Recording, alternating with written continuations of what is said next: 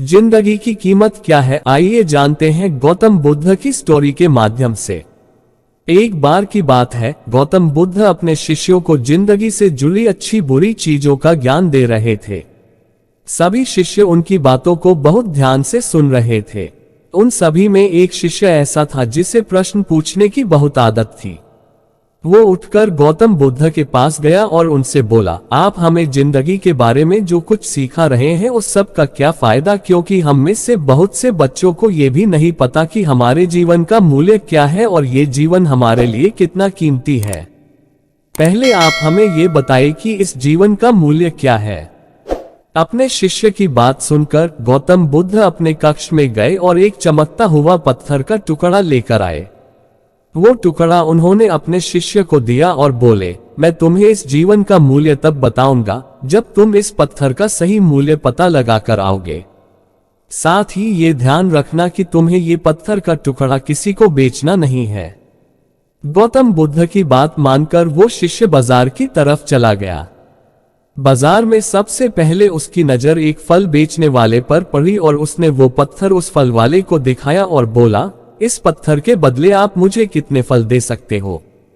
फल वाला बोला, ये पत्थर कुछ खास तो नहीं है, लेकिन फिर भी इसके बदले में तुम्हें 10 केले दे सकता हूं। वो शिष्य उस पत्थर को लेकर आगे चला गया। फिर उसे एक सब्जी वाला मिला। शिष्य ने उस सब्जी वाले से उस पत्थर की कीमत पूछी। सब्जी वाले ने उस पत्थर को ध्यान से देखा और बोला, इस पत्थर की कीमत के बदले में तुम्हें ज्यादा से ज्यादा एक बोरी भरकर सब्जियां दे सकता हूं। उद्धरण चिन्ह। इसके बाद वो शिष्य उस पत्थर को लेकर एक सोने के व्यापारी के पास गया। उस पत्थर की टुकड़े की चमक देखते ही उस सुनार ने उसकी कीमत 100 सोने के सिक्के लगाए। शिष्य ने वो टुकड़ा बेचने से मना किया तो वो सुनार उसके बदले 200 सोने के सिक्के देने को भी राजी हो गया, लेकिन शिष्य ने वो पत्थर नहीं बेचा। इसके बाद वो शिष्य एक हीरो के व्यापारी के पास गया और उनके सामने उसने वो पत्थर के टुकड़े को रख दिया। उस पत्थर को देखते ही हीरो के व्यापारी ने एक साफ कपड़ा बिछाया, उस पत्थर को उसके ऊपर रखा, फिर उसकी परिक्रमा की और हाथ जोड़कर उस पत्थर को कपड़े में लपेटते हुए वो बोला, तुम जिसे मामूली पत्थर समझकर उसकी कीमत पूछ रहे हो, असल में ये एक बेशकीमती रूबी है। ऐसा रूबी हर किसी को नहीं मिलता। मैं अगर अपना सब कुछ बेच भी दूं तो भी इसकी कीमत नहीं चुका सकता। उस व्यापारी की बातें सुनकर वो शिष्य हैरान हो गया। वो दौड़ा दौड़ा सीधा बुद्ध के पास आया और उन्हें उसने जो कुछ भी बाजार में हुआ वो सब बताया। उसकी अचरज भरी बातें सुनकर गौतम बुद्ध बोले, तुम्हारे सवाल का जवाब इस रूबी की कीमत में ही छिपा है। हमारा जीवन भी एक रूबी है, रूबी की तरह ये भी बेशकीमती है, लेकिन हम इस बात को हमेशा नजरअंदाज करते हैं और अपने जीवन का मूल्य नहीं समझते। हम दूसरों को देखकर और उनके जैसा जीवन जीने की कोशिश में अपने जीवन की कीमत को कम कर देते हैं।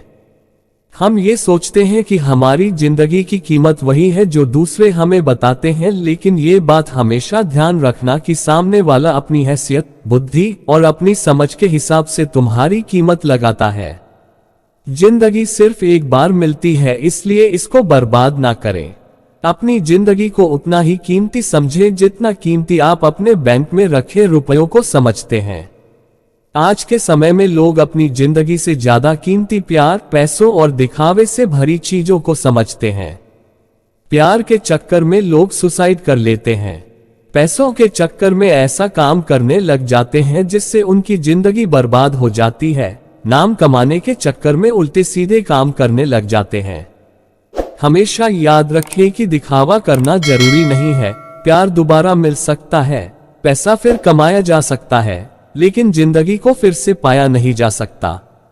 इसलिए अपनी इस बेशकीमती जिंदगी को अच्छे से जिएं। हर पल का आनंद लें। कभी ये ना सोचे कि आप इस दुनिया में किसी काम के नहीं है, ना कभी ये सोचे कि आपकी जिंदगी व्यर्थ है। आपके होने या ना होने से कुछ फर्क नहीं पड़ता। जब भी ऐसे नेगेटिव विचार आपके मन में आए तो खुद को बस ये याद दिलाएं कि जीवन एक रूबी है और ये बेशकीमती है।